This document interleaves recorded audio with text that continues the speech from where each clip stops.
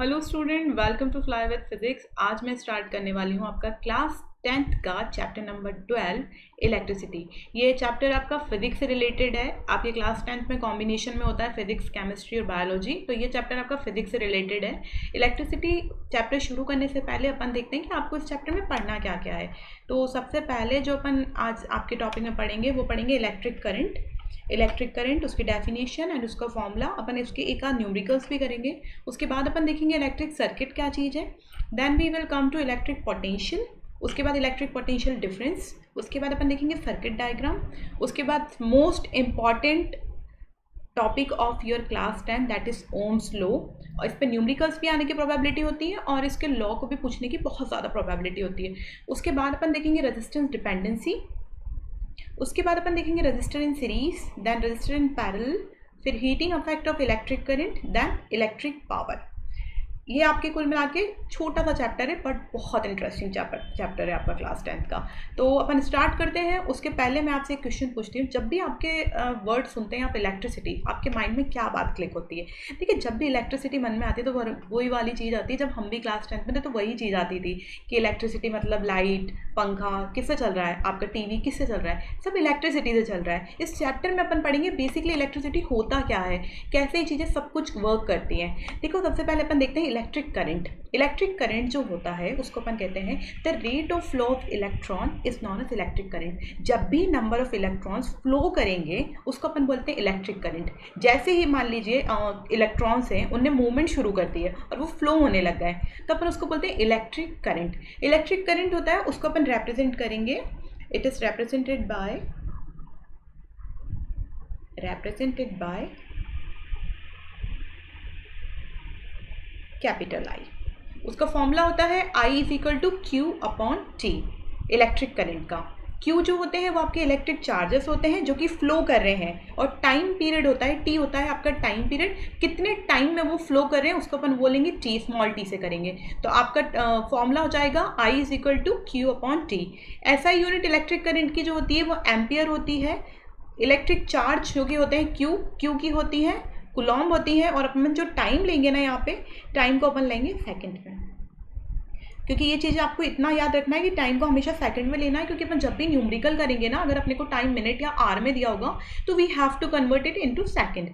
उसके बाद अपन देखते हैं आपका इलेक्ट्रिक सर्किट क्या चीज़ होती है। देखो, इलेक्ट्रिक करंट होता है the rate of flow of charges, that is called electric current. ठीक है, अब इलेक्ट्रिक सर्किट वो होता है, इलेक्ट्रिक सर्किट एक क्लोज्ड लूप होता है जिसमें इलेक्ट्रिक करंट फ्लो करता है। लाइक आप देखिए, इसकी डेफिनेशन अपन देखते हैं, वो होती है an electric circuit is a closed loop in which electric current flows. जिसमें इलेक्ट्रिक करंट फ्लो हो रहा है और एक क्लोज्ड लूप है, उसको अपन इलेक्ट्रिक सर्किट बोलेंगे। ये कंप्राइज करता है, इसके अंदर एक सेल होती है, एक इलेक्ट्रिक बल्ब होता है, एक अमीटर होता है और एक प्लग की होती है। देखो, सबसे पहले ये आपका इलेक्ट्रिक सर्किट है, इसमें अपन देखते हैं जो आई फ्लो हो रहा है ना, दैट इज इलेक्ट्रिक करंट। ये आपका है इलेक्ट्रिक करंट। अब ये भी अपन देख सकते हैं, ये एक लूप ही है। लूप मतलब एक डायग्राम जो कि क्लोज्ड है पूरा, उसको अपन बोल देंगे लूप है। अब ये है ammeter. Ammeter is used to measure the current, कि कितना करंट फ्लो हो रहा है सर्किट में। तो ये कौन मेजर करेगा? ये अमीटर है, उसको मेजर करेगा। Used to measure electric current. Next अपने को चीज़ है ये प्लग की मतलब स्विच अपन मान सकते हैं। अभी इस केस में आपकी जो प्लग की दे रखी है क्लोज दे रखी है। प्लग की का जो सिंबल होता है वो ये वाला होता है,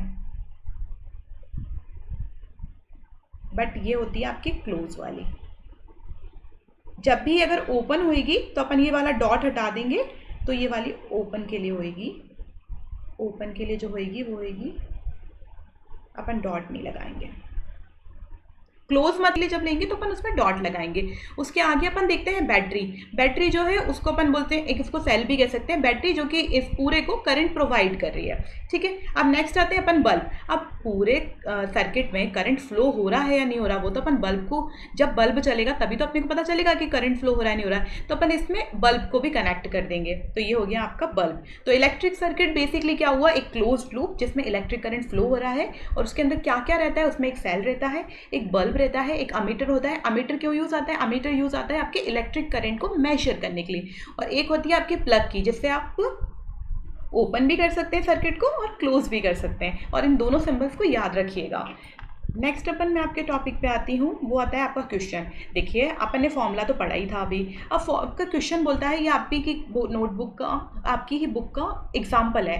एग्जाम्पल आपको बोलता है a current of 0.5 ampere is drawn by a filament of an electric bulb for 10 minutes. Find the amount of electric charges that flow through the circuit. अब देखते हैं अपन आपका न्यूमरिकल। देखिए आपके न्यूमरिकल में एक बताया गया है कि करंट फ्लो हो रहा है, अपने को करंट गिवन है। अपन देखते हैं I is equal to 0.5 ampere, ठीक है। उसके बाद अपन देखते हैं इसमें जो वैल्यू दी गई है इलेक्ट्रिक बल्ब फॉर 10 मिनट्स, मतलब अपने को उसमें टाइम भी गिवन है, T is equal to 10 minutes. और मैंने आपको बताया था जब भी अपन करंट में करंट निकालते हैं तो टाइम आपका सेकंड में रहता है, ये आपको मिनट में है, तो we will convert it into second. तो सेकंड में कन्वर्ट करने के लिए अपन इसको क्या करेंगे, 10 इंटू 60। 1 मिनट में 60 सेकंड होते हैं, तो 10 मिनट में कितने सेकंड हुए, 10 इंटू 60, तो that is 600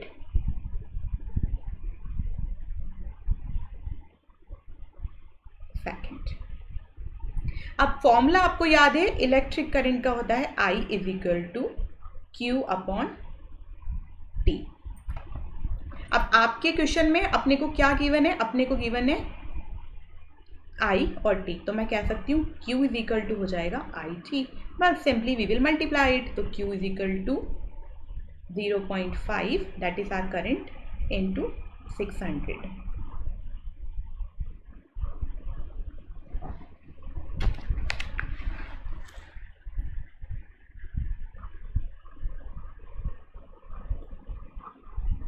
we will multiply and get 300 coulomb। कितना इजी न्यूमरिकल्स था ना। देखिए इसमें अपने को उसने करंट गिवन था।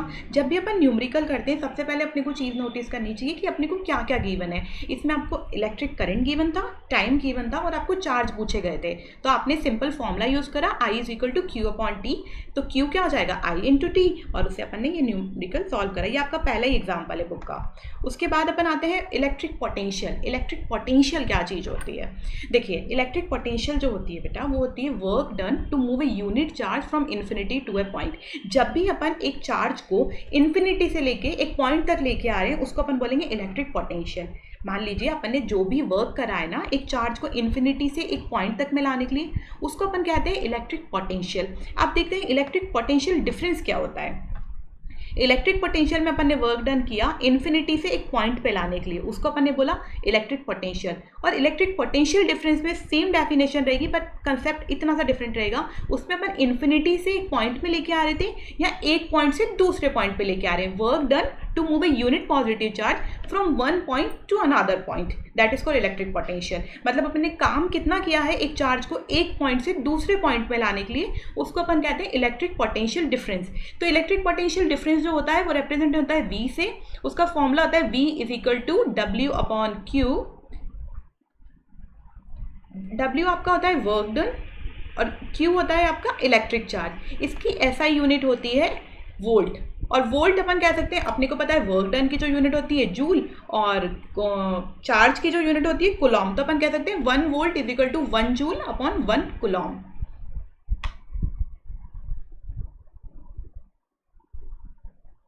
तो आपका इलेक्ट्रिक पोटेंशियल और इलेक्ट्रिक पोटेंशियल डिफरेंस का टॉपिक कंप्लीट होता है। अब अपन इस पे करते हैं एक न्यूमेरिकल।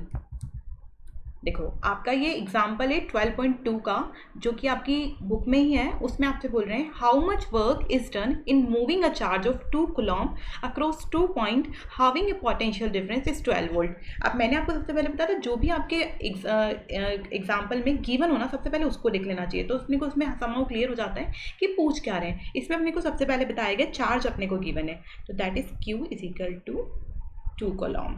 देन अपने को इसमें पूछा बताया गया पोटेंशियल डिफरेंस V है इसमें 12 वोल्ट। आप पूछ रहे हैं हाउ मच वर्क, अपन ने कितना काम किया है जब एक चार्ज 2 कूलॉम को, अपन पोटेंशियल डिफरेंस भी गिवन है 12 वोल्ट को। तो we know the formula V is equal to W upon Q। So W is equal to VQ। Simply we will multiply both the things. W is equal to potential अपने को given है 12 और अपने को charge given है 2, तो work done हो जाएगा अपने पास 24 joule. Joule is a unit of work, so we will don't forget to कि आपको कभी भी मतलब यूनिट लगाना मत भूलिए, हमेशा यूनिट लगाइए। आपके आंसर में आपकी यूनिट लगना बहुत इंपॉर्टेंट होता है। अब वर्क डन था इसलिए मैंने जूल लगाया है, ठीक है। अब अपन आपके नेक्स्ट टॉपिक में आते हैं, जो आपका सबसे इंपॉर्टेंट टॉपिक है वो है ओम्स लॉ। ओम्स लॉ क्या कहता है? देखो, ओम्स लॉ था, इसकी डिस्कवरी करी थी सर जॉर्ज साइमन ओम ने, जिनका स्टेटमेंट देखते हैं अपन। ओम्स लॉ क्या कहता है? ओम्स लॉ आपको कहता है, पहले मैं स्टेटमेंट को पढ़ती हूँ। The potential difference V in electric circuit is directly proportional to the current flowing through it provided temperature remains the same. ये कह रहे हैं कि जो भी आपका पोटेंशियल डिफरेंस होता है ना एक सर्किट में, वो डायरेक्टली प्रोपोर्शनल होता है करंट के। अब डायरेक्टली प्रोपोर्शनल वर्ड देखिए, डायरेक्टली प्रोपोर्शनल का वर्ड मतलब ये होता है, मतलब मान लीजिए जैसे जैसे आपका वोल्टेज बढ़ रहा है ऐसे ऐसे आपका करंट भी बढ़ रहा है। एक एग्जांपल लेते हैं, मान लीजिए एक पर्सन है ए, उनकी हाइट है 5 सेंटीमीटर, एक दूसरे पर्सन भी है उनकी भी हाइट है 5 सेंटीमीटर, और मान लीजिए ए की हाइट अगर बढ़ती है थोड़ी तो मतलब बी की हाइट भी बढ़ेगी। डायरेक्टली प्रोपोर्शनल मतलब दोनों साथ में इंक्रीज हो रहे हैं, उसको अपन कहते हैं डायरेक्टली प्रोपोर्शनल। डायरेक्टली प्रोपोर्शनल तो आपको ओम्स लॉ कहता है कि पोटेंशियल डिफरेंस जो होता है इलेक्ट्रिक सर्किट का, वो डायरेक्टली प्रोपोर्शनल होता है करंट के। तो अपन लिख सकते हैं potential difference is directly proportional to current. ये जो साइन है ना, ये प्रोपोर्शनलिटी साइन है। डायरेक्टली प्रोपोर्शनल के लिए अपने को साइन यूज में हुआ है, V is directly proportional to I। अब अपन जैसे ही प्रोपोर्शनलिटी का साइन हटाते हैं और इक्वल का लगाते हैं तो ये प्रोपोर्शनलिटी कांस्टेंट अपन लगाते हैं, तो ये हो गया U इज इक्वल टू, तो ये हो जाएगा I R। अब R है जो यहाँ पे प्रोपोर्शनलिटी का साइन हटा है इसलिए मैंने R लगाया है। R जो होता है उसको अपन कहते हैं R इज रेजिस्टेंस।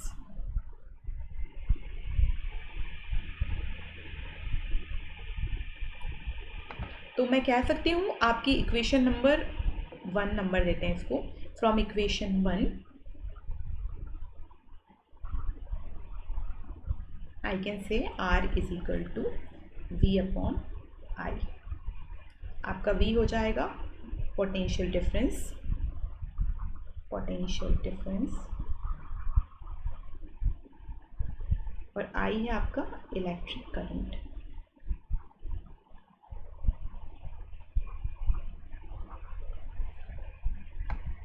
जो R है वो R रेजिस्टेंस है। R की जो यूनिट होती है, unit of R is ohm. Ohm's law से ही रेजिस्टेंस आता है, इसको कैपिटल R से डिनोट करेंगे और इसकी यूनिट जो होती है ओम होती है। अब अपन एक ग्राफ देखते हैं आपके डायरेक्टली प्रोपोर्शनल वाला ग्राफ। देखिए ओम्स लॉ में आपको ये कहा था ग्राफ ऑफ वी आई, अपन जो भी बनाएंगे ओम्स लॉ में आपसे कहा था कि जो आपका पोटेंशियल डिफरेंस होता है वो आई के डायरेक्टली प्रोपोर्शनल होता है। अब डायरेक्टली प्रोपोर्शनल का आपको कोर्स में एक ग्राफ भी दिया गया है, वो ग्राफ है दैट इज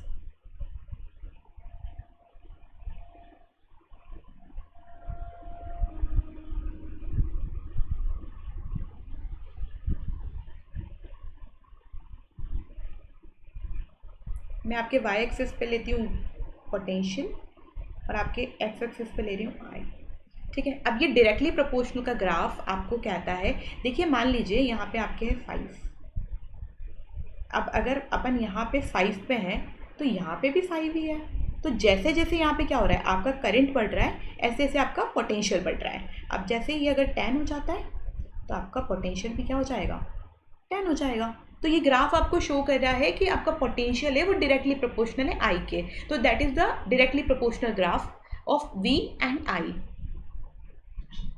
तो अपना टॉपिक कंप्लीट हुआ ओम्स लॉ वाला। अब अपन एक न्यूमेरिकल सॉल्व करेंगे that is based on ohm's law. ये आपका एग्जांपल 12.3 है एनसीईआरटी की बुक का, चैप्टर 12 इलेक्ट्रिसिटी का। देखिए अब इसका आपका पहला पार्ट आपका जो एग्जांपल में कहता है how much current will an electric bulb drawn from a 220 volt source if the resistance of the bulb filament is 1200 ओम। तो इसमें अपने को जो अपन पार्ट ए कर रहे हैं उसमें अपन सबसे पहले जो जो गिवन होता है ना उसको सॉल्यूशन में लिख लेना चाहिए। तो अपने को गिवन है कि कितना करंट इलेक्ट्रिक बल्ब ड्रॉ करेगा जब उसमें 220 वोल्ट का सोर्स लगा हुआ है और रेजिस्टेंस उन्होंने अपने को गिवन है 1200 का। तो अपने को इसमें आई निकालना है, दैट इज करंट निकालना है। तो अपने को गिवन है वी अपने पास है 220 वोल्ट और अपने पास रेजिस्टेंस है आर इज इक्वल टू 1200, ठीक है। अब by the ohms law we know the formula V is equal to I R, so we can write for the I is equal to V upon R। तो अपने को given है I is equal to V upon R by the ohms law अपन जानते हैं, तो we will keep the value, then it will be like I is equal to potential है अपना 220 और रेजिस्टेंस है अपने पास 1200, so it's answer is 0.18 ampere. Don't forget कि आपको यूनिट हमेशा आपके आंसर में लगानी है ना, तो इसका आंसर होएगा 0.18 एम्पियर। अब अपना नेक्स्ट इसी का पार्ट बी है, वो कहता है how much current will an electric heater coil drawn from a 220 volt source if the resistance of coil is 100 ohm. In this second part इसमें आपका एग्जाम्पल में ओम्स चेंज हो गया है, रेजिस्टेंस चेंज हुआ है, पहले आपको 1200 ओम था, अब की बार आपको 100 ओम है। तो इन द सेम वे बस आप लिख सकते हैं in the B part same voltage है 220 और अब की बार रेजिस्टेंस चेंज है ओम 100 ओम, तो आपका आई हो जाएगा that is V upon R, तो 220 upon 100 that would be like 2.2 ampere. तो ये आपका ओम्स लॉ का न्यूमेरिकल ख़त्म होता है और इसके बाद जितने आपका एक और सेकेंड पार्ट आएगा चैप्टर का, जो मैं आपको नेक्स्ट वीडियो में अपलोड कर दूंगी। और जो भी आपकी क्वेरीज हो नीचे दी गई मेल आईडी पर मेल कर दीजिए या कमेंट बॉक्स में कमेंट कर दीजिए। And thank you for watching this video and please like and subscribe.